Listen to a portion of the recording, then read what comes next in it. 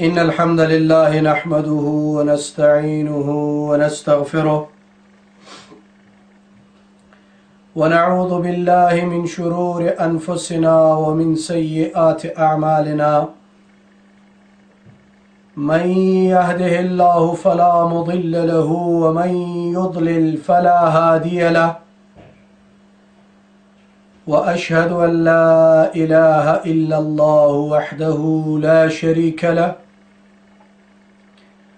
وأشهد أن محمدا عبده ورسوله صلى الله عليه وسلم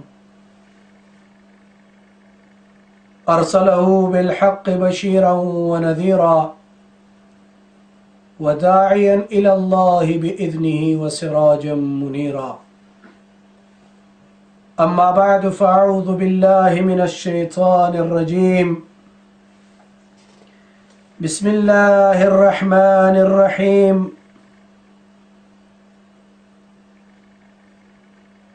وقل لعبادي يقولوا التي هي أحسن إن الشيطان ينزغ بينهم إن الشيطان كان للإنسان عدوا مبينا. دوستای عزیز، ګرانو ورونو، خویندو، مسلمانانو، هیله‌مند یم چې روغ جوړ، خوشحاله او د ښه خاوندان اوسئ. الحمدلله چې بیا هم نن په لږ تاخیر سره خپله برنامه پیل کوو. الله دې وکړي چې دا د انتظار شیبې مې چې ویستلې وي د دې بخښنه موږ ته وکړي.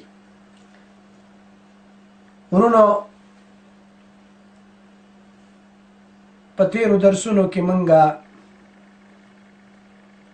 د ابراهیم ادهم رحمت الله تعالی علیه هغه لس خبرې چې له هغو نه موږ درې بیان کړې وې. نن هم په هغې لړ کې دوه خبرې بیانوو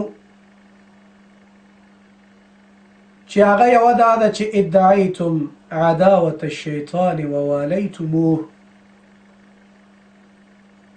او بله دا ده چې ادعیتم حب الجنه ولم تعملوا لها. تاسو ټول د شیطان د دښمنۍ دعویدار استئ. ټول دا وایي چې شیطان زمونږه دښمن دی، او تاسو به لیدلي وي نن سبا چې هر سړی دا اوازونه کوي، غلط کار دې وشي شیطانه په لعنت شي، غلطه معامله وکړي نو شیطان ته بدرد وي. خو شیطان به په قیامت کې دا آواز کوي چې فلا تلوموني ولوموا انفسکم، ما مه ملامتوئ، خپل ځان ملامت کوي. ما به چې څه ویل تاسو خو به د هغې تابعداري کوله، زما په تاسو باندې څه زور او څه جبر نه و. نو ګرانو ورونو، په دې اړوند غواړم چې نن تاسو ته قرآني آیتونه، نبوي احادیث او د علماو اقوال وړاندې کړم. خو تر مخه تمهیدا یوه خبره ستاسو په وړاندې عرض کول غواړم، او هغه دا ده: اکثرا خلک برنامو ته کینی، قلم په لاس، کاغذ مخ کې، او انتقادات او کمی او کمبوتات لیکلو ځي. ودرېږه چې د پلاني له خولې نه به څه غلطه خبر وځي او زه به یې لیکم، او کوم ځای کې به یو لفظ غلطی هغه به زه یاداشت کوم، په کوم ځای کې به یو غلط نقل قول کوي او هغه به زه بیا د ده مخې ته راوړم. بعضې خلک په دې نیت باندې صحبت اوري، خبره اوري، موعظه اوري، او بعضې خلک داسې دي چې هغه خبره اوري د اصلاح په نیت. فبشر عبادي الذين يستمعون القول، الله جل عظمته په سورة الزمر کې په صراحت سره دا خبره کړې زیری ورکا زما هغې بندګانو ته یستمعون القول چې خبره اوري قرآن او سنت اوري د علماو اقوال اوري خو د علماو په اقوال کې چاڼ کوي او د هغې ښې خبرې د ځان لپاره اخلي فیتبعون احسنه ښه خبرې ځان لپاره غوره کوي اخلي او د عمل لپاره هغه ځان ته ساتي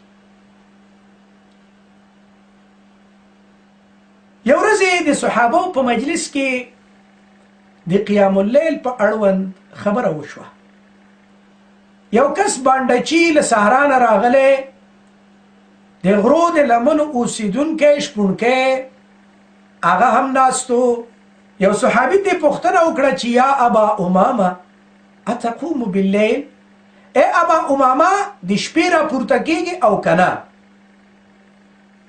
هغه ویل نعم راپورته کېږم وی نو څه کوې وی اقوم ابول و انام راپورته کېږم لاړ شم بیت الخلا ته هلته خپل رفع معذرت وکړم بېرته راشم اوده شم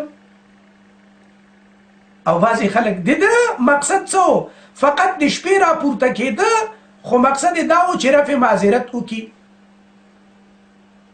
او د نورو صحابهو طریقه دا وه چې کله به راپورته شو نو الله جل تزمته ته به عبادت کو د ویرې معونه هغه صحابه چې شهیدان شو د هغو په اړوند په صحیح بخاري کې انس ابن مالک رضی الله عنه وایي چې کانو یحتطبون بالنهار ویصلون باللیل دا داسې صحابه و داسې اوچت شان والا خلکو چې د ورځې به یې له غره نه لرګي راوړل او د شپې به یې عبادت کو د شپې به عبادت کو نو د بعضې خلکو مقصد دا وي چې شپې راپورته شه رفع معذرت وکړه بعضې عبادت ته راپورته کېږي همداراز د علماو او د خپلو ورونو بیان ته بعضې خلک کیني خو بعضې د اصلاح په نیت کیني چې یاره ښه خبره واورم او زما آخرت پې سم شي دا په دې معنا نه ده چې موږ دلته راځو تاسو ته خبرې کوو او تاسو په څه نه پوهېږئ ماشاءالله په تاسو کې ډاکټران په تاسو کې فیلسوفان په تاسو کې انجینران په تاسو کې جنرالان او په تاسو کې نخبه خلک دي تاسو په هر څه تر موږ زیات پوهېږئ عالمان هستئ ماشاءالله خو بس موږ هسې دا جسارت کړی ستاسو په وړاندې خبره کوو نو خبره د اصلاح په نیت واورئ دا مه ګورئ چې څوک دی بلکې دې ته متوجه شئ چې د چا خبره کوي ما ته دلته څه بیانېږي په هر صورت بېرته راځم له تمهید نه راګرځمه اصل مسئلې ته ورونو شیطان د انسان ازلی دښمن دی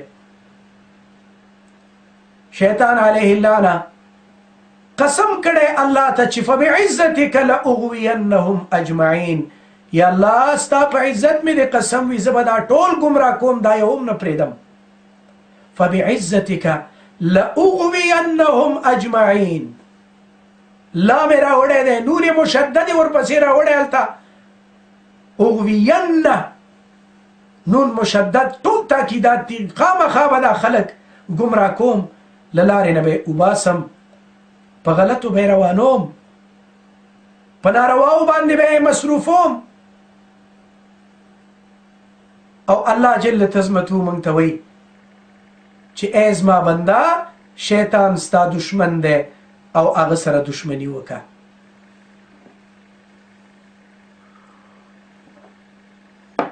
حاتم اصم او شقیق بلخی رحمهم الله دوی دواړه سره استاد او شاگرد پاتې شوي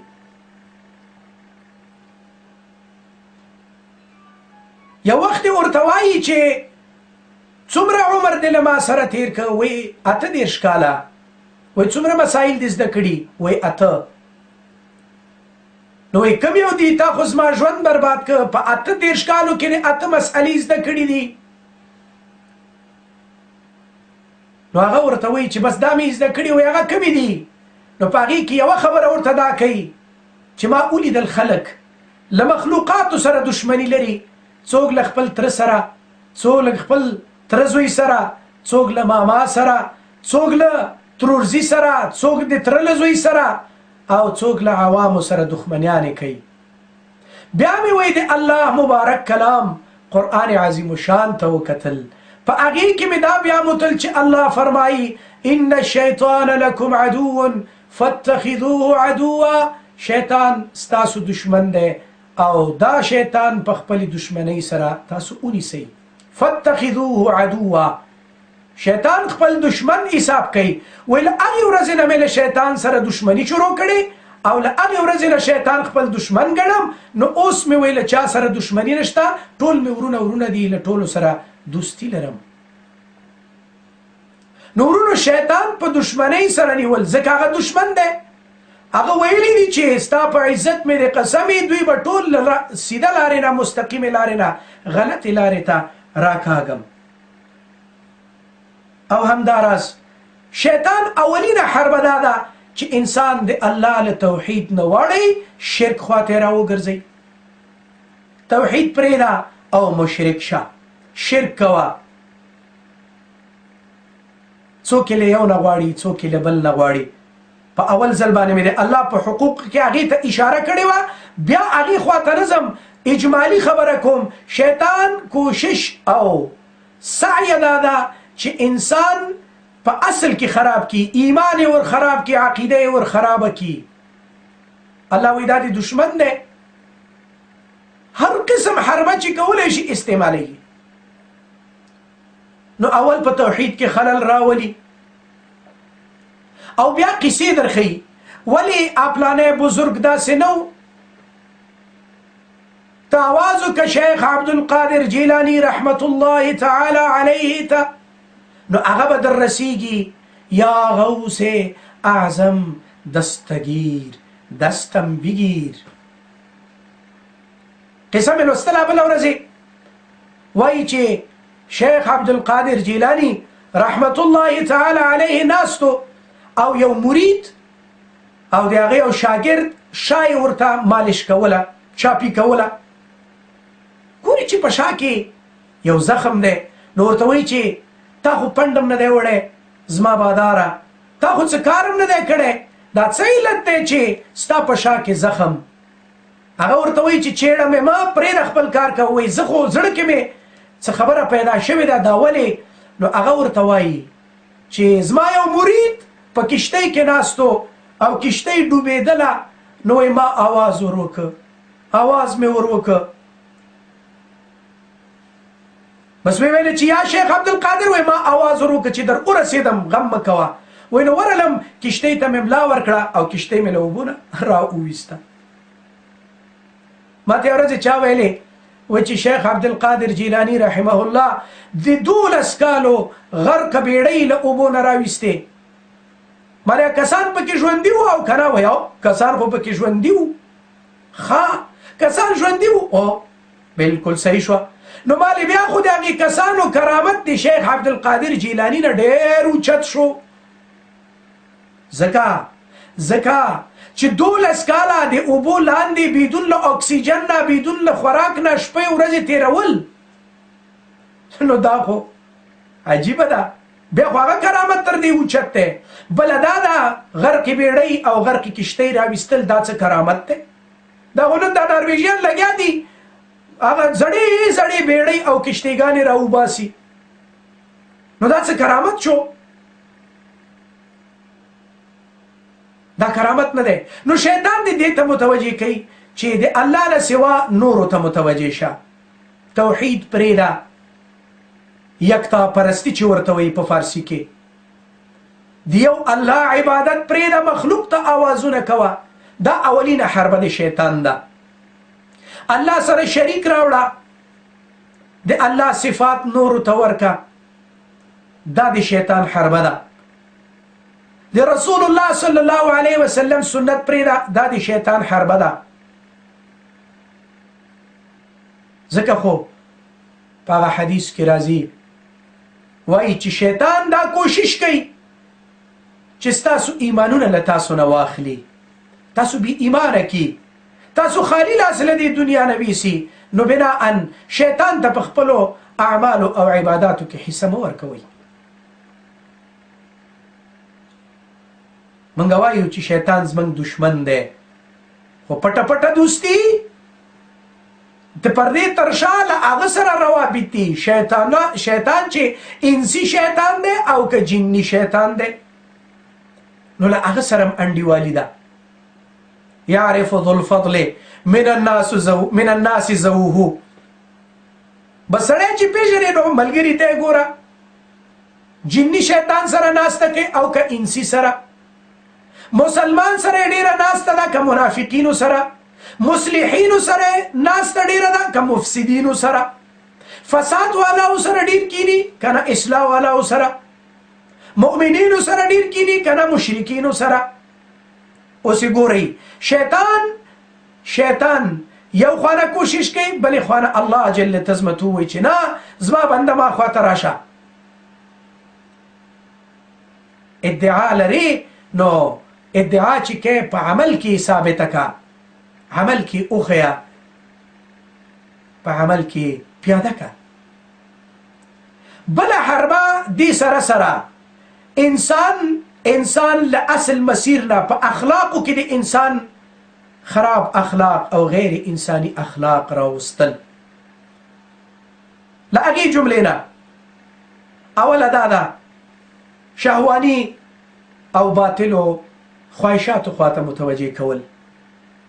او د قلب سلیم علامه دا ده د سالم زړه او د الله سره د رابطې والا کس زړه علامه دا ده چې دا خالی وي د شهواني خواهشاتو نه په غلطي طریقې باندې، شهواني خواهشاتو ته متوجه نشي. دا یې اوله خبر، خالی وي له شهواني خواهشاتو نه. او هغې معنا به تاسو ته وکړم، د هغې مثال به تاسو ته ووایم ګرانو خویندو او ورونو. کله چې یو سړی په لاره تیریږي او یو نجلۍ یوه ښځه یې ولیدله، ښایسته ښځه ده، خو چې په ده باندې څه اضطراب او پریشانی را نغله نو بیا پوه شه چې د دې سړي زړه سالم دی. خو که په ده اضطراب راغی او په زړه کې څه حرکت راغی پوه شه چې زړه یې مریض دی. نو شیطان کوشش کوي چې شهواني خواهشات په انسان کې په غلطه طریقه باندې را وپارئ. او تاسو به لیدلي وي د یو سړي خپله بیبي به ډېره ښایسته وي، انتهایي، او د ده په خوا کې به په بازار کې یو تکه توره بدرنګه او عجیب و غریبه ښځه تېرېږي. دا دې په تورو بد نه لګېږي چې یاره دا یې موږ ته وایي، تاسو ته یې نه وایو. توره وي که سپینه، خو چې زړه یې سپین وي هغه زمونږ د سر تاج دی، زمونږ خور د مسلمانه. په هر صورت نو چې هغه یې تر خوا تېرېږي نو شیطان په زړه کې ور واچوي ته ور وګوره که نه، وګوره دا څومره ښایسته ده، هېڅ به هم نه وي. المرأة عورة، رسول الله صلی الله علیه وسلم فرمایي ښځه عورت دی. او چې کله دا بې پردې او بې رقمه له کوره راوځي، اذا خرجت من البیت، کله چې له کوره راووته بغیر ضرورته، کله په پارک کې ګرځي، کله په پارک کې ګرځي، کله یې ګورې خاوند دی. زه کله کله دلته دې ورونو ته په درس قرآن کې وایم، یو سړی و ښځې ته یې ټلیفون کړی و چې کجاستي؟ وایي من سینما هستم. او بیچاره له کاره راغلی ستړی ستومانه د دروازې تر شا ولاړ دی. فلان جان وایي کجاستي؟ وایي ما خود از سینما ششتیم فیلم سایل دارم. و اگر خودت انتظار میکشی اون، اگر نه برو یک کافه مافه نوشیجان کو، باز من که آمدم دروازه را برات باز میکنم. یعنی دا حقیقت ده. دا یوه مسئله. نو ښځه ګورې بې ضرورته له کوره اوځي. نبی کریم صلی الله علیه وسلم فرمایي چې ښځه به بې ضرورته بدون له ضرورته دا په بازارو په پارکو کې چکرونه نه وي، ځکه هلته سبب جوړیږي د مشکلاتو لپاره. نو شیطان کوشش دا کوي چې نظر غلط استعمال شي. یو شیطان دا کوشش دی. دویمه خبره دا ده په معاشره کې شح، د شح راوستل. او شح څه ته وایي؟ شح څه ته وایي؟ عدم اراده الخیر للغیر، بل ته د خیر اراده نه کول. مثال په ډول اوس ما سره یو څوک ښېګړه کوي، یا یو ځای کې ناست دي 20 کسه 15 کسه، یو کس راغی په دې جمله کې یو سره څه ښېګڼه وکړه، پیسې ورکړې، نور کومک یې وکړه، ځان سره په تجارت کې شریک کړ، نو اوس زما په زړه کې الله دې نه کړي دا خبره راشي چې ته وګوره دې سړي ته پوهېږي نه نو چا سره ښېګڼه کوي. دلته نور هم ډېر محتاج ته دی، زه محتاج یم، احمد محتاج دی، محمود محتاج دی. دې ته وایي شح. دا شح دی، عدم اراده الخير للغير. بل ته خیر رسیږي او ته دلته سوځې، بل ته ښېګڼه رسیږي ته دلته سوځې، بل خوشحاله دی ته دلته په غم ناست یې. دې ته وایي شح. یو ورځ عبدالرحمن ابن عوف رضی الله تعالی عنه طواف کو، او طواف کې وایي چې اللهم قني شح نفسي، اللهم قني شح نفسي، یا الله ته د نفس له شح نه ما وساتې. نو چا ورته ویلې وي دا څه رقم دعا کې اللهم قني شح نفسي؟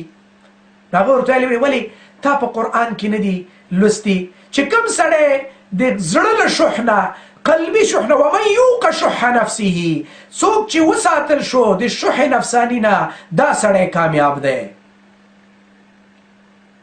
نو په دې اساس شح په انسان کې پیدا کول، ولې دې پلاني ته خیر رسیږي، ولې دا پلانې غټ بزنسمین دی، ولې دا پلاني سره حلالې پیسې ډېرې دي، ولې دا پلانې په ښه موټر کې ګرځي، دا ټولو ته شح وایي.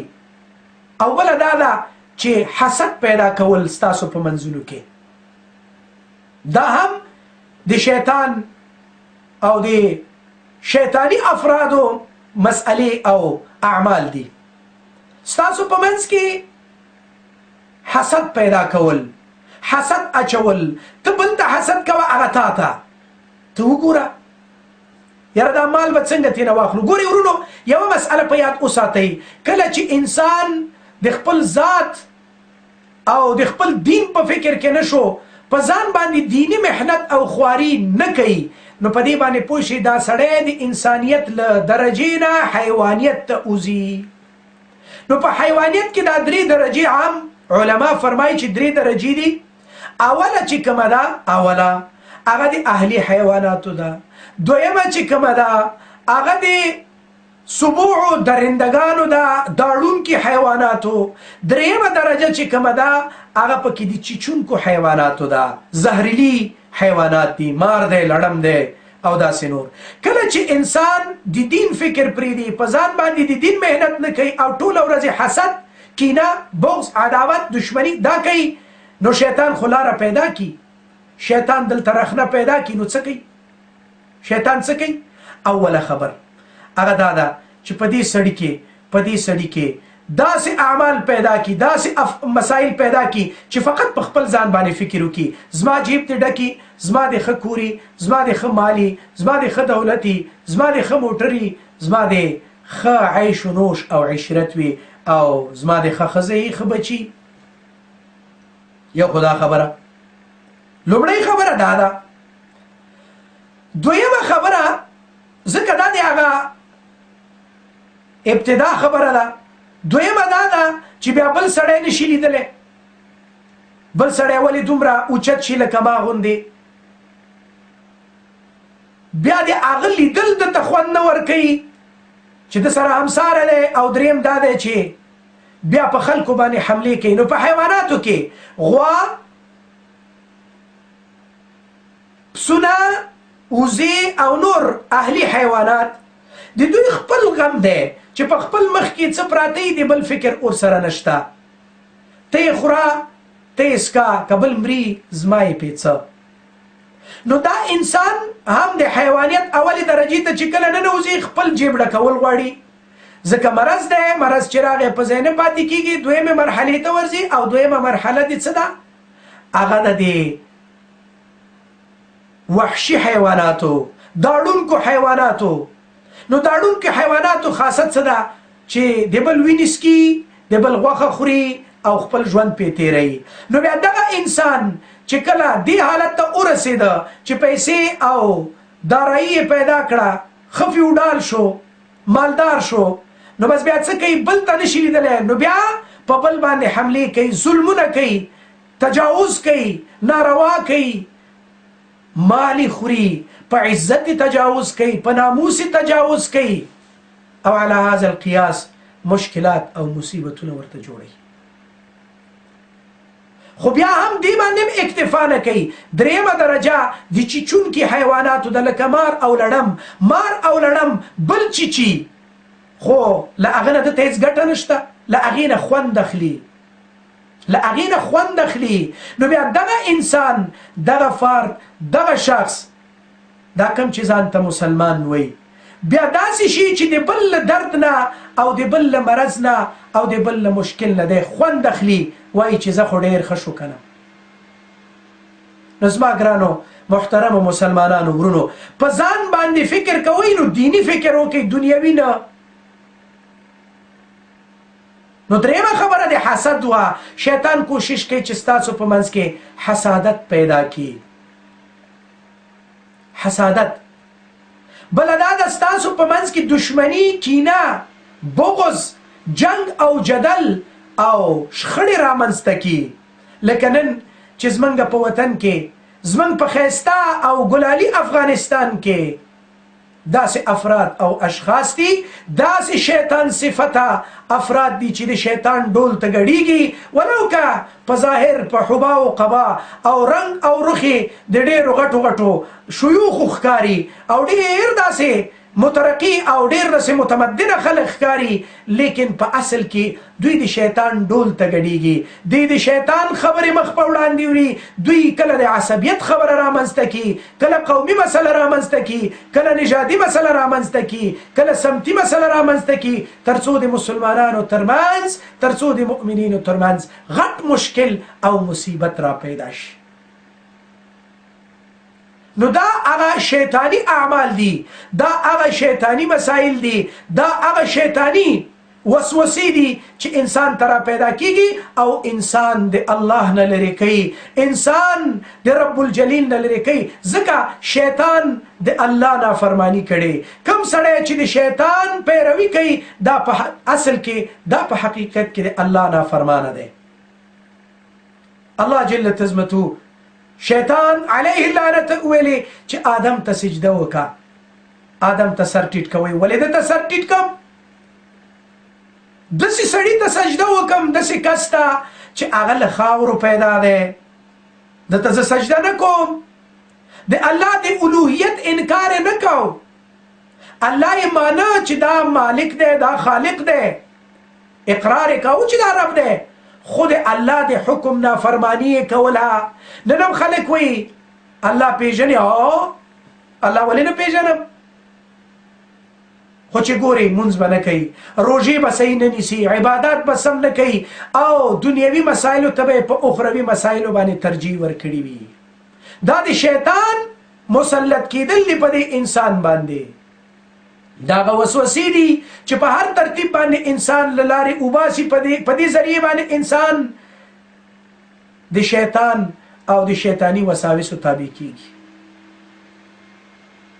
الله ورته وایي ولې دې سجده ونه کړه هغه چاته چې ما په خپل لاس پیدا کړی ما په خپل لاس پیدا کړی هغه ورته وایي چې زه له ده نه بهتر یم انا خیر منه زه له ده نه بهتر یم خلقتني من نار زه تا له دې اور نه پیدا کړم په اور کې نورانیت دی وخلقته من طین او آدم دې له خټې نه پیدا کړی په خټه کې ظلمت دی تیاره ده په خټه کې مرداري نه وایي زما ورونو د شیطان متابعات دا په اصل کې د رحمان ذات نافرمانی ده بعضې ورونه خویندې بعضې افراد او اشخاص هغې وایي تاسو ولې خلکو ته دومره سخته او داسې غلطه فتوا ورکوئ درانه چې فتوا به صحیح وي خو د ده په ذهن او دماغ کې به غلطه وي هغه خبره وایي چې مونځ کوي کلمه لولي لا اله الا الله محمد رسول الله کلمه لولي مونځ کوي الله خالق ګڼي الله مالک ګڼي الله رازق ګڼي الله خپل رب ګڼي نو ته څوک چې دته مشرک او غلط سړی وای ورته ابو جهل به مونځ کاو قرآن وی وما كان صلاتهم عند البيت إلا مكاء وتصدية نو مونځ دی دوی مونځ خو به یې کاوه خو مونځ یې په طریقې مسنونه نه و شیطان په لمسه به روان و مونځ به یې کاوه خو مونځ یې سم نه و مونځ یې په طریقې مسنونه نه و دا اوله مسله مونځ به یې کاوه خو په مانځه کې به یې شپیلاقونه وال اوس هم دا زمونږ یو تعداد ډلې دي هغې چې په مانځه کې ودرېږي وایي چې دا په حال کې دی اوس ما وی ما بیرون را ننگریم و قال را ما درون را بنگریم و حال را وی حال در حال آمده ورته شریعت په ظاهر باندې امر کوي په درون باندې نه دی نو زما ورونو تاسو به لیدلي ډېر داسې مثالونه ژوندي شته دي په دې افغانستان کې به تاسو بعضې خلک داسې لیدلي وو موږ به دې ملي بسونو کې تللو هغې وخت کې زاړه ملي بسونه وو کله به چې پوهنتون ته تلو نو زړې ښځې به وې چادري به یې په سر وه خو لاندې به یې پرتوګ په تن نه و جورابې به یې راکش کړې وې نو چادري دې ولې په سر کړې ده وی دلم پاک است فرق نمیکنه دیگه دل که پاک بود از آتش چی باک خواهی نشوی رسوا همرنگ جماعت باش ببینه خبره کوله که غواړې چې رسوا نشي نو د جماعت په رنګ اوسه هلکه په سر چادري ده مخې پټ کړی خو لاندې جورابې کړي دي انا لله و انا الیه راجعون کله کله مې زړه نه غواړي چې دا خبرې وکړم خو درد راشي چې څنګه نه کې اوس په هر صورت باندې خویندو ورونو یوه دا مسله په یاد وساتئ چې شیطان علیه اللعنه دا په موږ پسې دی نه م پرېږدي تر آخري رمقه پورې تر آخري لحظې پورې دا خپل کوششونه کوي چې ایمان نه سړی خلاص کړي ابراهیم علیه الصلاة والسلام زمونږ او ستاسو جد ابو الانبیاء سیدنا ابراهیم علی نبینا وعلیه الصلاة والسلام خپل پلار ته وایي الله قرآن کې د هغه واقعه ذکر کوي واذکر فی الکتاب ابراهیم یاد کا دوی ته دا ابراهیم په دې کتاب کې دا ابراهیم ورته یاد کا انه کان صدیقا نبیا هغه رښتینی او نبی و اذ قال لأبيه کله چې وویل خپل پلار ته یا ابتې ای بابا جانا ای زما پلاره لم تعبدو ولې عبادت کې ما لا یسمع چې اوري نه ولا يبصر او ویني نه ولا یغني عنك شیئا او له تانه هیڅ ضرر نشي دفع کولی که زر وارې آواز ورته وکړي تانه هیڅ ضرر نشي دفع کولی ولا یغني عنك شيئا هیڅ درنه نشي دفع کولی یا ابتې ای زما پلاره انی قد جاءني من العلم ما لم يأتك فاتبعني اهدك صراطا سويا ای پلاره ما سره هغه معلومات دي انی قد جاءني من العلم ما سره هغه علم دی ما سره هغه بصیرت دی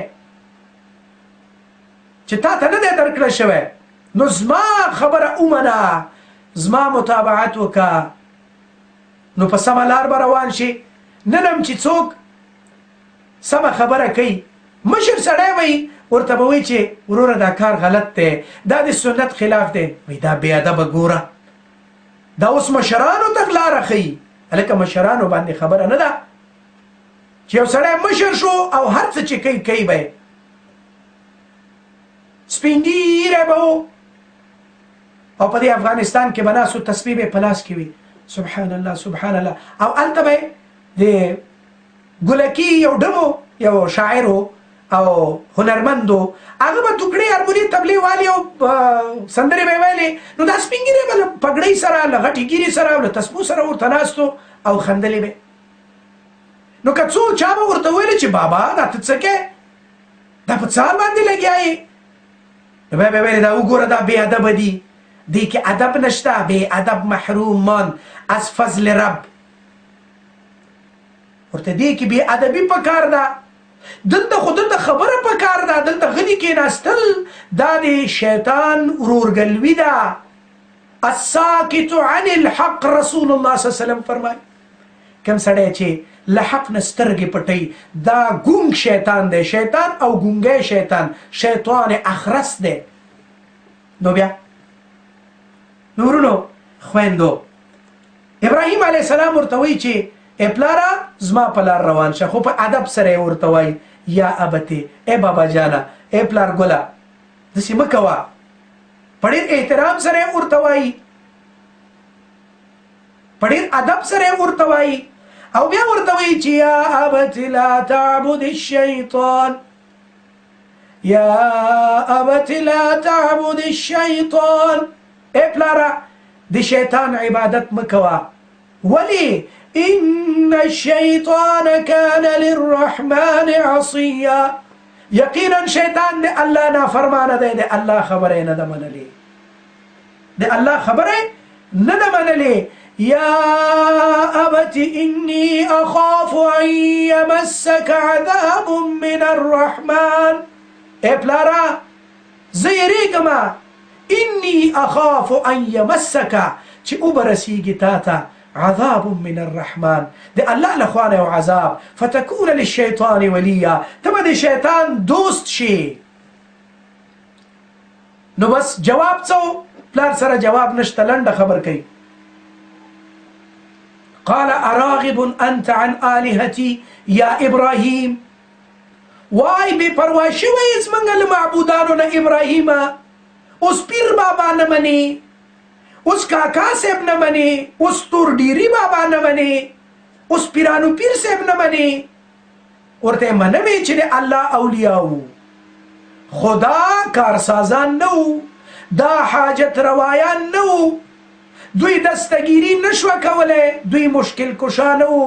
امن یجیب المضطر اذا دعا، څوک دی اجابت کوونکی او قبلونکی د دعا د هغې سړي هغې پریشان حاله چې کله دی آواز کوي چې یا الله مدد وکړي. بل څوک شته چې د هغه مدد وکړي؟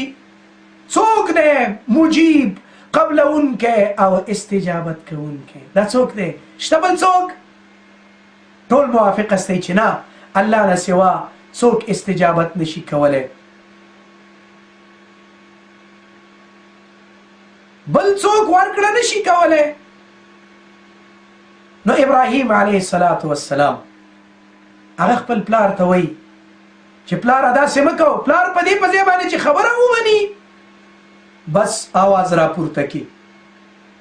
انی یا هغه ورته وایي چې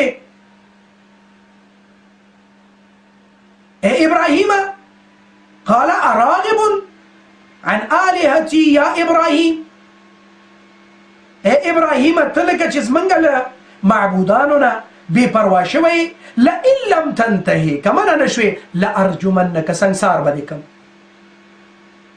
اوس هغه شیطاني ولولې او شیطاني وسوسې او شیطاني قوت په جوش راغی. اوس هم چې ته د قرآن او سنت خبره وکې، اوس هم چې ته د دین خبره وکې، یو به راپورته شي دا اولیاء نه مني، دا پلانې ورته ټول منم، خو په خپل خپل ځای کې الله خپل حق لري، الله خپل مقام لري، رسول الله خپل حق لري، خپل مقام لري، صحابه خپل حق لري او خپل مقام دی، اولیاء او تابعین او تبع تابعین هر یو خپل خپل مقامات لري. دا نشم کولی چې له مخلوق نه الله جوړ کم او الله ورته لږ راکوز کمه چې راځه. دا بعضې خلک وایي لږ زره فنټیک شه، لږ زره میانه رو شه، لږ زره بنیادګر شه، لږ زره ډیموکرات شه، لږ داسې هر شي نه راواخله از هر چمن سمنی بگیره. از هر چمن سمنی، کم کدام چمن او کم چمن؟ دا څنګه چمن دی؟ که دین او بیدینی سره یو وي نو بیا خو د افسوس خبره ده ورونو، دین او بیدینی سره نشي یو کېدلی. قرآن او سنت او شرک و بدعت دا سره نشي یو کېدلی. اولیاء الرحمن او اولیاء شیطان نشی یو ځای کېدلی. کار شیطان میکنی نامت ولی، کار شیطان میکنی نامت ولی، گر ولی این است لعنت بر ولی. کار شیطان میکنی نامت ولی، گر ولی این است لعنت بر ولی. دا څه رقم ولایت دی؟ لدی وجنه کو شیخ عبدالقادر جیلانی رحمت الله تعالی علیه فرمایی من خالف عن امره، کم سړی چې د الله او د رسول الله او د شریعت غرای محمدی خلاف کوي. من خالف عن امره، څوک چې خلاف د امر د الله کوي. ولو کان فی الظاهر، ولو کده په ظاهر باندې ډیر ښه مضبوط سړی دی، ښایسته جامې اغوستې دي، ډېر ښه عطر والی سپری استعمال کړې ده، ډېره قیمتي $400-500 باندې یو سپری اخلي، دا یم اخیستې او ډېر ښه موټر کې سورېږي. خو شیخ عبدالقادر جیلانی وایي دا د انسانیت له جادې وتلی، دا خو په حیوانیت کې روان دی، ځکه په ظاهره یې شکل د انسان اما په خفا کې غټ شرمخ او خامار دی. دا د انسان او انسانیت لپاره غټ دشمن دی. پس سیدنا ابراهیم علیه السلام پلار ته وایي د شیطان عبادت به نه کوې، شیطان په لاره به نه ځي. یا ایها الذین آمنوا لا تتبعوا خطوات الشیطان، ای مؤمنانو شیطان په لمسونه او په لاره مه ځئ. ولې انه لکم عدو مبین، دا ستاسو لپاره ښکاره دشمن دی، ښکاره برملا دشمن، ښکاره دشمن. انه لکم عدو مبین، ښکاره دشمن دی، ښه پوهېږي چې دشمن دی. نن کما او تا ته څوک ووایي چې په پلانۍ لارې باندې ځې، 5 کسه درته ناست دي، مسلح پرېږدي دي نه، نیسي دي لاسونه دي تړئ، موټر کې دي اچوئ او زندان ته دې رسوي، جیل ته، پریزن، جیل ته دې رسوي. نو کوم بهادر وایي چې په هغې لارې لاړ شي، وایي ولې مارچ چلایم چې زه به په دې لارې ځم، په دې لارې نه ځم، هلته دشمنان راته ناست دي. خو الله جل تزمتو ورته وایي چې ګوره دا د دشمن دی، په دې په طرف مه ورځه، خو زه بیا ور روان یم. تیره برنامه کې ما دې ته اشارات وکړل، تفصیلي مې په دې باندې بحث ونه کړ، تفصیلی بحث، ځکه هر یوه موضوع د دې یو بحث دی، او انشاءالله که ژوندي وو په هر یوې باندې به واده په مسئلې باندې، ګر چې استاد سادات په دې باندې تفصیلي بحثونه کړي دي د واده په مسئلې باندې. په واده کې کوم خرافات او بدعات کیږي، نوم یې دی سنت، هغې باندې به موږ خبره کوو انشاءالله. همدارد څومره د شیطان متابعت پکې کیږي، له شیطان سره دوستي پکې کیږي، هغې باندې به خبره کوو. باور وکړئ ورونو، په دغه ځای کې چې زه اوسېږم دلته یو کس دی کابل ته تللی و او وایي د وراره واده مې و، $8,000 مې اتڼچیانو ته ورکړي چې اتڼ پکې وکړي. شرم نه دی؟ الله نه یېرېږي وروره؟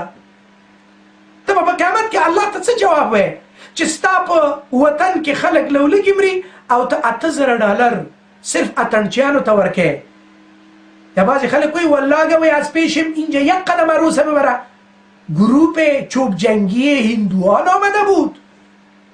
په دې به په ټولو خبره کوو انشاءالله. او دا ټولې د شیطان لمسې دي، شیطان. او چې ورته ووایي چې دا فساد مه کوئ، وایي زه خو اصلاح کوم. واذا قیل لهم لا تفسدوا في الارض، پس مګه کې دا فساد ولې کوئ؟ دا فساد دی کنه. قالوا انما نحن مصلحون، منگا خو اصلاح والا یو. والله يعلم المفسد من المصلح، الله وی زه مفسدم پیژنم، مصلحم پیژنم. فساد والا څوک دی؟ اصلاح والا کم یو دی. والله يعلم المفسد من المصلح. قرآن وی. زما ګرانو ورونو خویندو، زما مسلمانانو، یقینا درته وایم زه ستاسو خیر خواهیم. لا يؤمن احدكم حتى يحب لأخيه ما يحب لنفسه. مؤمن نه دی هغه سړی، لا یؤمنو، اصلا مؤمن نه دی.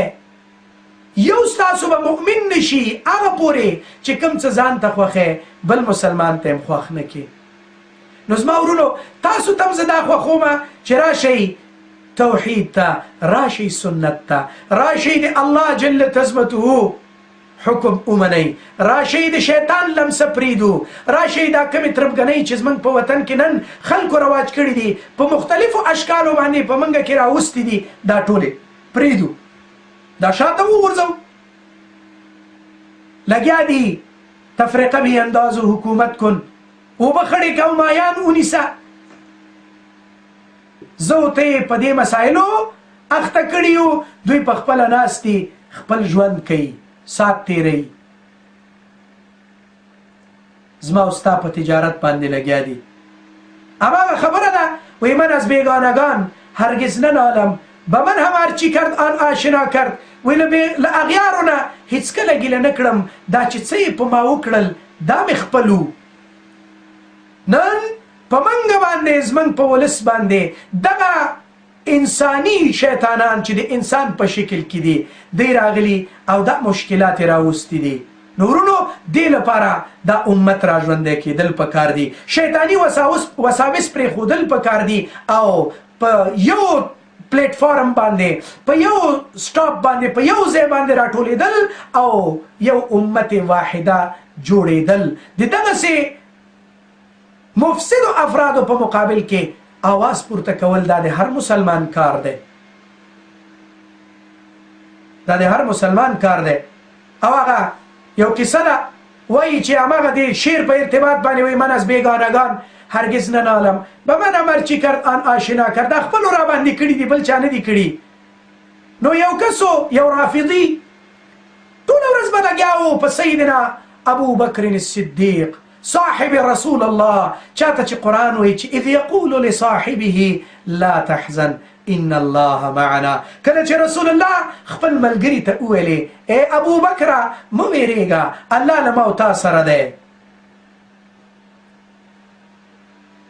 او په حدیث کې راځي چې ورته ویلې چې ای ابو بکر د هغې دوو کسانو په اړوند ستا څه خیال دی چې درېیم الله دی. نو یو حاجي آغا و په مسجد کې به ټوله ورځې لګیا و، لکه دا بعضې ځایونو کې چې خلک لګیا دي چرندیات وایي یا وسرایانې کوي اوتې بوتو باندې سر دي بوتو. نو ورته ویلې چې هر ورځې به لګیا و، درې کسان درې څلور کسان دي بیچارهګان په هغه منطقه کې اوسېږي. وایي له دوی نه خو موږ ډېر د سپېمو ته راورسېدو په تنګ شو، دا تر څو پورې به دا اوتې بوتې اورو، صحابو ته به کنزل اورو، ابو بکر ته کنزلې، عمر رضی الله تعالی عنه، امیر المؤمنین سیدنا عمر بن الخطاب رضی الله تعالی عنه و ارضاه. د رسول الله ګلالی خسر د سیده حفصه رضی الله عنها پلار، یعنی بیبي مبارک پلار، هغې ته یې کنځلې کولې. د رسول الله صلی الله علیه وسلم د دوو لورګانو خاوند عثمان ذی النورین هغه ته یې کنځلې کولې. نو دا څلور بیچارهګان دي فکر یې وکړه وایي چې له دې آفت نه به کله خلاصېږو، څه وکړو؟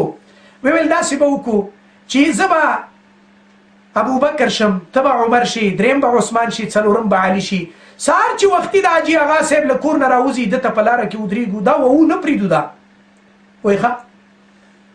نو ورته چې حاجي آغا راوتي سهار ملازان کې راځي خپل هغه عبادتګاه ته بولې که څه دې ته را روان دی. نو دا یې ورته ویلې وایي دلته راشه. وایي څه خبره ده؟ وایي ما تا سره څه بد کړي دي چې ته ما ته هره ورځ کنځلې کوې؟ وایي څوک یې؟ وایي زه ابو بکر یم. نو یو ټنګ یې ورکړه په دې مخ، یو کلکه څپېړه یې ووایي نور زما نوم وانخلې ځه. چې لاړه وړاندې نو دویم ته ورغی. نو دویم ورته وایي چې ما تا سره څه بد کړي دي چې ته هره ورځ ما ته بد رد وایي؟ وایي ته څوک یې؟ وایي زه عمر یم. نور څه خبره ونه کړي، یو څپېړه دم ووه. نو د دریم ته چې ورغی نو هغه هم یو څپېړه ووه. نو څلورم ته چې ورغی وایي ته څوک یې؟ وایي زه خو علي رضی الله عنه یم والعیاذ بالله. نو هغه لږ قوي مو پکې ښه بوکسره مو. نو سړی راونیو حاجي آغا یې دومره ووه دومره چې له اخو باد یې وویسته او پرېوته یې زګیروي کوي هلته یې چېرته وغورځاو قوم پسې راووته حاجي آغا مفقود الاثر است حاجي آغا را پیدا کنی حاجي آغا پسې چې ورغله چې ګوري پروت دی ویشو واخ کوي وی حاجی آقا چی شده وی من از بیگانگان هرگز ننالم به من امر چی کرد و ناشنا کرد وی زه خو له هغو نه نالښت نه کومه چې هغوی زه والهمه زه خو وی هغوی یو څپېړه والمه وی په ما باندې خو یې هډوکي مات کړه دا زما خپلو نو ورونو په موږ او تاسو چې هډوکي مات کړي دي نن دا انسي شیطانانو را مات کړي دي نن ملت په وینو کې لمبیږي او زه په زرې موټر کې ګرځم په هر صورت باندې الله جل تزمتو فرمایي په بل آیت کې یا ایها الذین آمنوا ای مؤمنانو لا تتبعوا خطوات الشیطان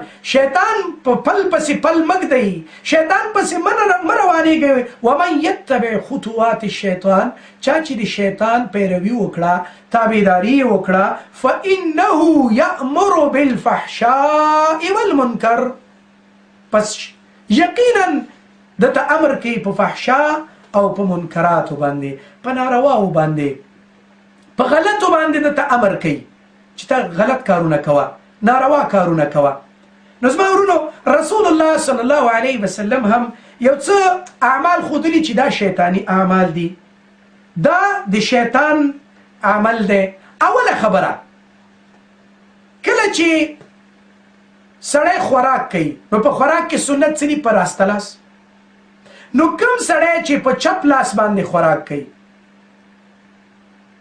رایټ هینډ اینډ لیفټ هینډ په چپ لاس باندې کله چې دا ګیلاس راواخلي او په چپ لاس باندې نو رسول الله صلی الله علیه وسلم وی چې شیطان او د شیطان متبعین با په چپ لاس باندې خوراک کوي دا اوله خبره دا اوله الاكل بالشمال والشرب بالشمال په چپ لاس باندې خوراک کول او په چپ لاس باندې څښاک کول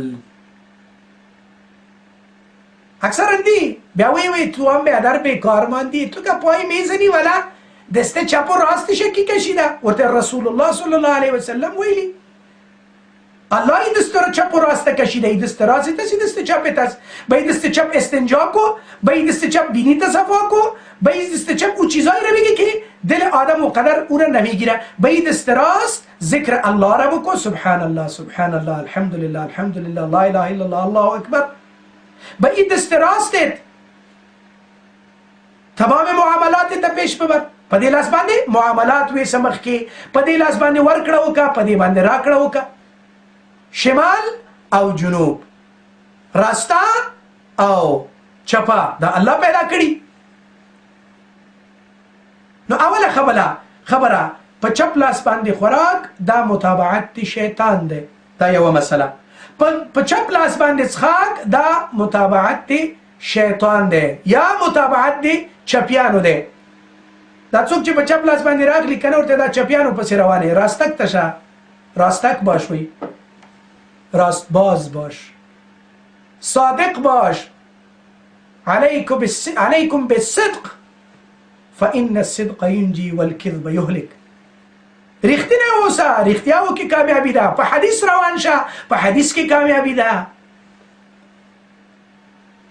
بله دا ده ورکړه راکړه کله چې پیسې چا درکولې کله چې یو بل شی درکو په راسته لاس یې واخله ها معذور وي فرق نه کوي عذر بیله خبره ده لیکن چې یو سړی په لاس او په اندام جوړ تیار او راسته لاس یې په جیب کې ایښی او په چپ لاس باندې اوبه او په چپ لاس خوراک ورکړه راکړم په چپ لاس کې نه په راسته لاس باندې ورکړه وکړئ په راسته لاس باندې راکړه وکړئ اخذ په راسته لاس او اعطا پر راسته لاس باندې وکړئ قیامت کې به الله عمل نامه په ښي لاس باندې درکړي دا نتیجه ده همداراز په منځ کې التفات یو خوا بلې خوا کول دا شیطاني عمل دی سړی ولاړ دی الله اکبر لاس یې وتاړه په منځ ودرېده نو بیا په منځ کې کله داسې ګوري پاس کله داسې ګوري کله ګیره ګري کله کالي سموي کله لګیا یې پوزه کې ګوتې وهي کله دا ټول شیطانی اعمال دي شیطان کوشش کوي چې تا له لارې وباسي زما وروره منځ دې خراب کی. کله چې اذان وشي شیطان وتښتي. اذا اذن المؤذن ادبر الشیطان.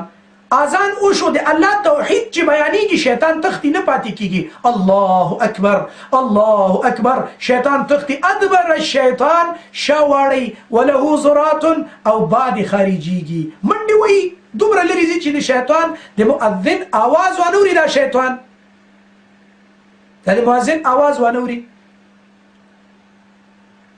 کله چې اذان خلاص شي بیا راشي، چې کله قامت شروع شي بیا تښتي. خو چې کله منځ شروع شي نو بیا راشي منځ گزار ته وي پلانې خبره یاده که پلانې یاده که پلانې یاده که. نو دا منځ گزار بیا کله دسې ګوري کله دسې ګوري کله خوا ګوري کله بلې خوا ګوري، مختلفو حالاتو کې شي. نو دا هم یو شیطانی وسوسه ده. پېښور کې لاهوري جومات په سر باندې لاهوري میټای هاوس په سر باندې منځم کاو. په هغې وخت کې د عراق 25 درهمي ناچله شوې وې. ماسپښین مونځ کوو، یو سړی مې خواته ناست دی او په اوله قاعده کې کالکولیټر راوویسته، ماشین حساب ټک ټک ټک ټک ټک لګیا دی. کله چې امام الله اکبر دریم رکعت ته پورته شو سر سره کالکولیټر په جیب کې واچو پورته شو.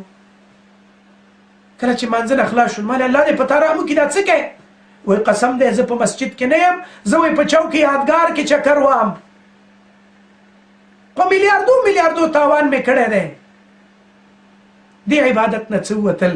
وای سره کې بر زمین و دل در جایی دیگری باشد آن سجده به الله نمیرسد چې سر دې په ځمکه وي او فکر دې په بل ځای کې دا سجده الله ته نه رسیږي. زنهار از آن قوم نباشی که فریبن، حق را به سجوده و نبی را به دروده. بس غلای خلق. نو په مانځ کې التفات کول خي او چپ خواته دا هم د شیطان متابعت کول دي.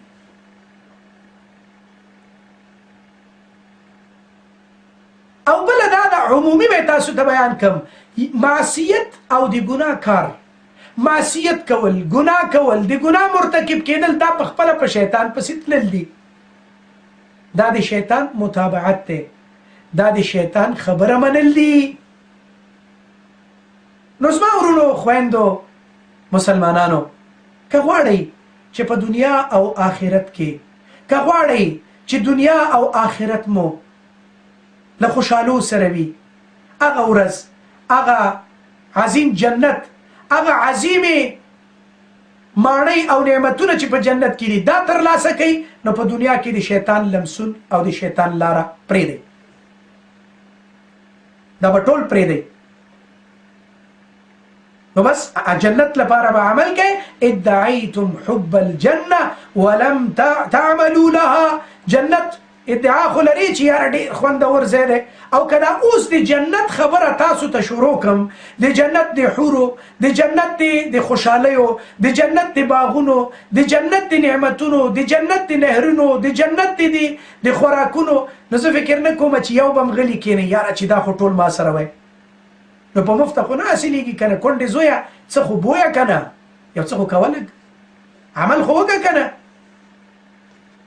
مولانا محمد طاهر رحمه الله به ویلې وی اکلتو دړی وی خورم په یو وخت کې 15 کیلو، پس اسکمه یوه چاټۍ په سر، او چې کله وضو کېږم نو د څادر یوه پیڅکه راواخلم د خپل خپې لاندې کړم بلې سر لاندې کړم او اواز وکړم یا الله مفته مې وبخي. هلکه الله به دې مفته څنګه بخي؟ تا ته مفته څوک 2 روپۍ درکوي؟ آیا تا ته مفته کوم څه درکول کېږي؟ نشته. نو ولې؟ نو که جنت غواړې ادعیتم حب الجنه، ادعا د جنت د محبت خو لرې خو عمل ورته نه کوې، عمل نه لرې.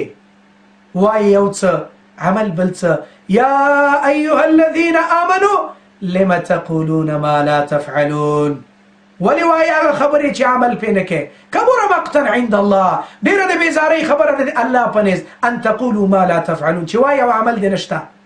أتأمرون الناس بالبر وتنسون أنفسكم وأنتم تتلون الكتاب أفلا تعقلون. خلقو ته امر کې پنې کو ځان دې هېر کړی کتاب هم لولې کتاب دې مخکې ایښی آیا عقل نه کار نه اخلي عقل نه کار نه اخلي نو ګرانو ورونو خویندو که غواړئ چې جنت حاصل کړئ دلته عمل وکړئ دلته کښت وکړئ هلته یې لو کوي په هغې ځای کې داسې خوشحالۍ دي داسې نعمتونه دي داسې عظیمې او ښایسته او ګلالۍ ښځې دي چې بیا به هر څه هېر کړي په جنت کې یوه حوره ده زه به آخري خبره تاسو ته وکړم هغې نه وروسته به بیا انشاءالله ټلیفونونو ته وخت ورکو په جنت کې یوه حوره ده هغې ته وایي لاعبه مستی کوونکې حوره نو مکتوب على صدرها په سینه باندې یو مکتوب لیکلی من احب ان یکون له مثلي څوک چې غواړي زما په شان ښځه وی ولري فلیعمل بطاعت ربي زما د رب طاعت دې ډېر کوي وایي یوه ورځ جبریل جنت کې په نظاره ګوري چې یو رڼا شوه چې رڼا شوه نو په سجده پرېوته نو الله ته پوښتنه وکړه چې جبريل څنګه په سجده پریوتی وي الله تاسو سره به ملاقات شو وای ملاقات چیرته و دا خو د هغه لاعبي حوري غاخ معلوم شو دغه غاخو بيخي حیرت په حیرت شو چې دا څنګه حوره ده چې غاخ دومره چمک او پړق لري رڼا لري نو وی ورته ویل چې الله دا د چا لپاره ده وای دا د هغې کسانو لپاره ده چې خپل هم په قرآن او سنت عمل کوي او نور ته هم د قرآن او سنت نبوي صلی الله علیه وسلم دعوت ورکوي نو زما ګرانو خویندو ورونو کوشش دا وکړو راشئ سر لننه له خپل رب سره دا وعده وکړو چې ای زما ربه ای زما عظیمه پروردګاره زه سر لننه توبه کومه څومره نارواوې مې چې کړي دي او څومره چې مې په فکر کې وي دا ټولې پرېږدم او د هغې تیرو زه له تا نه بخښنه غواړم زه له تا نه استغفار غواړم زه له تا نه بخښنه غواړم هغه ګناهونه را وبخې زما ربه او الله وی وقلت استغفروا ربکم انه کان غفارا خپل رب نه بخښنه وغواړئ هغه بخښونکی دی هغه بخي ګناهونه بخي ومن یغفر الذنوب الا څوک دی بخښونکی سوا د الله نه بل څوک شته خو نشته پس چې کله نشته نو هغې ذات ته توجه پکار ده هغې ذات سره رابطه پکار ده شیطان او شیطاني وساوسو پسې نه تلل او د انسي شیطانانو مخ ورتورول او له هغوی سره نه کېناستل د هغوی مجالس پرېښودل هغوی سره ورکړه راکړه قطع کول تر څو دوی پوه شي چې ایزولیټ شو هغه وایي که نه وایي ایزولیټ یې که بیخي جامعه کې یو خوا تجرید یې که پرېږده یو خوا ته چې لاړ شي مه یې راپرېږده بیا خوا ته خپل دغسې خلک چې ستا او ستا د دین لپاره فتنه او ضرر واقع کیږي دو سره مه کښېنه لرې ځه تېنه الله جل تزمته دی منګه تاسو او ټولو مسلمانانو ته د عمل کولو توفیق نصیب کړي الله جل تزمته دی منګه او تاسو د شیطان او شیطانی لارو او وسوسونه په خپل امن کې وساتي او الله دې زمونږ او ستاسو دنیا او آخرت په قرآن او سنت سره ښایسته کړي اقول قولي هذا استغفر الله لي ولكم ولسائر المؤمنين والسلام عليكم ورحمة الله وبركاته کورونه څه پوښتنه یا څه مسئله لري کولی شي ټلیفون له لارې نه پوښتنه وکړي جزاک الله خیره او که چیرته نه وي نو یو ورور دلته یوه پوښتنه کړې ده ایمیل کې ما ته رالیږلې وه او په هغې کې یې ویلي دي دا ټلیفون به واخلو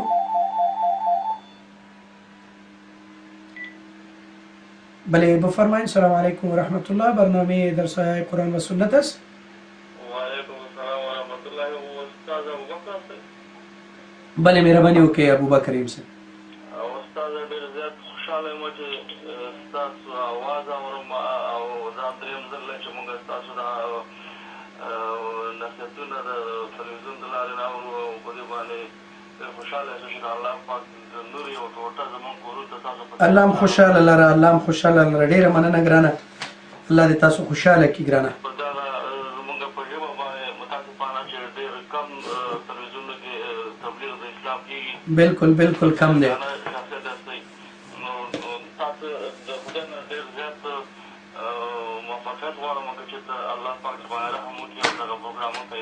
ان شاء الله بس ورونو په مرسته او د ورونو په مشوره باندې به د الله په فضل دا برنامه مخ ته وړو. الله به خیر کړي ان شاء الله ان شاء الله.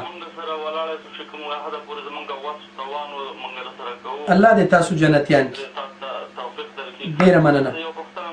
مهرباني. بله اسلام د دین نه غیر فسانو سره مثال نکاحګانې کوي. او یو ځل مولا صاحبان هغه یو داسې لارې وباسي وجه د کتاب والا وي.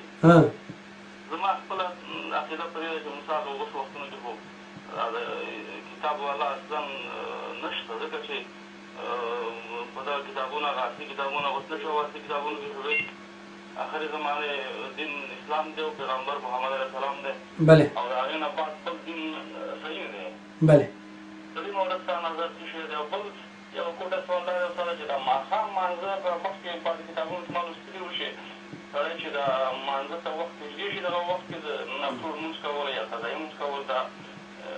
برکات یا څنګه دي څنګه دي او صحیح ده ان شاء الله دې باره کې به درته جواب درکړم ان شاء الله. جزاک الله. السلام علیکم ورحمت الله. الله په امان. تاسو هم در السلام علیکم. بله برنامه درس‌های قرآن و سنت. خب ګران اوروره اصل مسله دا ده که زما आवाज اوري. نکاح د اهل کتاب سره قرآن جایز ګرځولې ده. نکاح د اهل کتاب سره جایز ده، خو کوم اهل کتاب په هغې کې یو څو عقاید دي چې دا باید پکې موجود وي. مفتی شفیع حنفي په تفسیر معارف القرآن کې دا مسئله په تفصیل سره ذکر کړي او علماء امت هم دې ته وایي کوم سړی چې غواړي له دوی سره نکاح وکړي نو دا څلور مسئلې باید پکې وي. په الله باندې ایمان ولو که شرک هم کوي، دا یوه یعنی که شرک کوي خو چې الله جل تزمتو مني. دویمه دا ده چې په خپل کتاب باندې ایمان وي، په خپل نبی باندې ایمان وي، او څلورمه خبره قیامت ورځ ومني. کله چې په دغه اصولو کې یو هم پکې قطع شو د اهل کتابو له لیست نه وځي، دا به اهل کتاب نه دي. په دې باندې اکثریت علما ویلي، حتی یو تعداد خو وایي نن په دې زمان کې اهل کتاب نشته. مثلا زه وایم زه اهل طب یم، اهل طب نو وروره په طب کې ته په څه پوهېږي؟ څنګه اهل طب چې د طب په لاره هم نه ځي او ځان ته اهل طب وایي؟ یو سړی وایي زه په دې فن کې ډېر ماهر یم، زه د دغه فن پیرو یم، نو د هغې فن آثار خو باید پتا کې وي. نو په دې اساس دوی سره نکاح کول مشروط دي. او بله دا ده اسلام چې جواز ورکړی، ګورې دا یوه خبره په یاد وساتئ خویندو ورونو، له اهل کتاب سره اسلام نکاح ته جواز ورکړی، لیکن په کوم ځای کې؟ هلته چې اهل کتاب له تا سره ستا په ملک کې اوسېږي یا په داسې ځای کې چې د اسلامي حکومت سلطه وي، نو هلته نکاح وکړه. وجه دا ده چې بچي به تا پسې ځي، نسل به تا پسې ځي، بچي به د مسلماني او هغه ښځه به اسلام ته راشي. لیکن دا محترمین چې دلته راځي او له اهل کتابو سره نکاح کوي، ګورئ دا نکاح صرف او صرف د پوزیټیو اخیستلو لپاره دی. دې ته وایي پوزیټیو میریج. پوه شوې؟ پوزیټیو میریج چې بس په دې لپاره چې اجازه واخلي، اقامه واخلي، ویزه واخلي، دا رقم میریجونه کوي او دا شرعاً اصلاً دا جواز نه لري. او ماښام مانځه نه مخکې 2 رکعاته لمونځ کول دا په سنت صحیحه د رسول الله صلی الله علیه وسلم کې ثابت دي. که څوک یې کوي نو جواز لري، په دې کې ممانعات نشته دی. بله خبره مسئله چې وه پوښتنه یو ورور کړې په ایمیل کې، هغه دا ده چې وایي حدیث کسا، هغه حدیث چې روافض وړاندې کوي، روافض پیش کوي، په دې کې چې وایي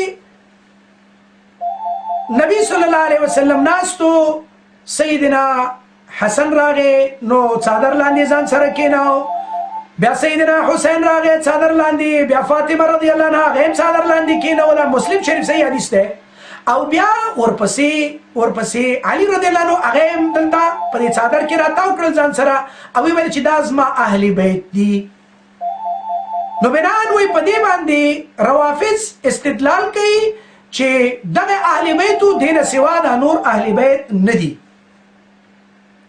نورونو دا یو خبره واوري اوله خبره دا ده چې دا حدیث روافض ولی مني ځکه دوی خو ام المؤمنین سیده عائشه صدیقه بنت صدیق رضی الله عنه ته بدرت وي دوی څنګه دا حدیث مني څنګه په دې حدیث باندې دوی استدلال کوي ځکه په هغې ځای کې چې موجوده وه ام المؤمنین عائشه صدیقه رضی الله عنها وه د هغې په کور کې دا واقعه شوې ده مسلم شریف په شدومت سره ذکر کوي چې په هغې کې داوا او دې دا روایت په کمال د امانتدارۍ سره روایت بیان کړی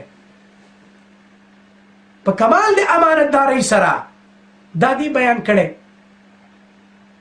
او بل په دې کې روافض وایي د اسلام دشمنان بعضې دا وایي چې د نبي ښځې دا په اهل بیت کې نه دي دا اهل بیت نه دي ولې وی خو هغه څلور یې هلته کېنول او تاسو د سورې احزاب آیت وګورئ چې هلته خطاب له تانیث نه عام راغلی مذکر هلته د ښځو مسله پکې نشته ده بناء تاسو هسې لګیاستئ نو ورته بیا فاطمه رضی الله عنها نر وکړه ښځه چې تانیث مسله پکې ذکر کېږي چې خطاب د ښځو نه ووته نو فاطمه پکې نر دی او که ښځه وه بیا خو به د دې جواب هم راکړې که نه چې فاطمه هم کېنول هلته بل همدغه حدیث ثابت دی چې دا اهل بیت دي نو که دا چېرته نه وي نو بیا به هغه چا په اهل بیت کې حسابول خو رسول الله ویلي چې دا هم اهل بیت دي او که نه قرآن کریم په صراحت سره وایي موسی علیه السلام ښځې ته یې د هغه اهلیه ویلي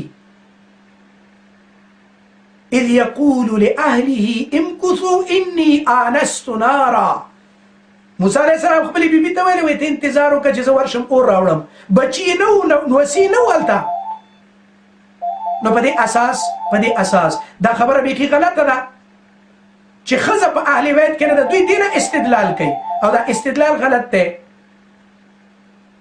دا استدلال بالکل غلط دی ځکه چې ښځه اهل بیت نه شو د بیتوتت لایقه نه ده نو دا نورې به څه او دا یو تعداد چې هغوی هره ورځ یې په هر ځای کې په هر اخور کې سر ټیټې که د هغوی نه نو بیا به نه هغه بیا د دوی اهل بیت نه دي خو موږ اهل بیت بولو ښځه اولین کس د اهل بیت ته او په دې به انشاءالله بیا بحث کوو زه به دا ټلیفون واخلم السلام علیکم ورحمة الله وبرکاته وعلیکم السلام مولوي صاحب جوړ بخیر څه حال دی ستړی مه شي ښه یې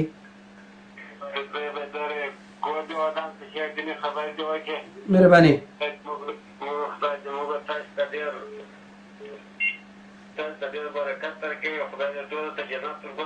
آمین مهرباني جون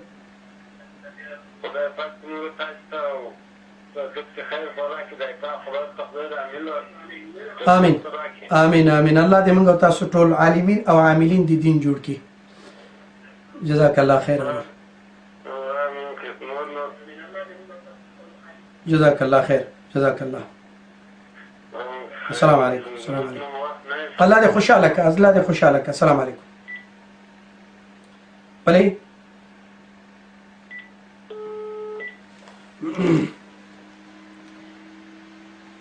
ښه ورونو یوه مسله بله هم دلته په ایمیل کې راغلې ده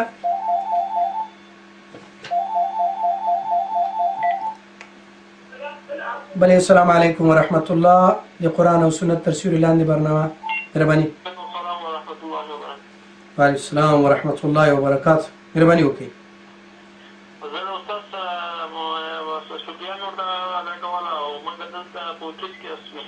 ډېره مننه الله مو خوشحاله که دا برنامه موږ اول ځل واورېده ډېر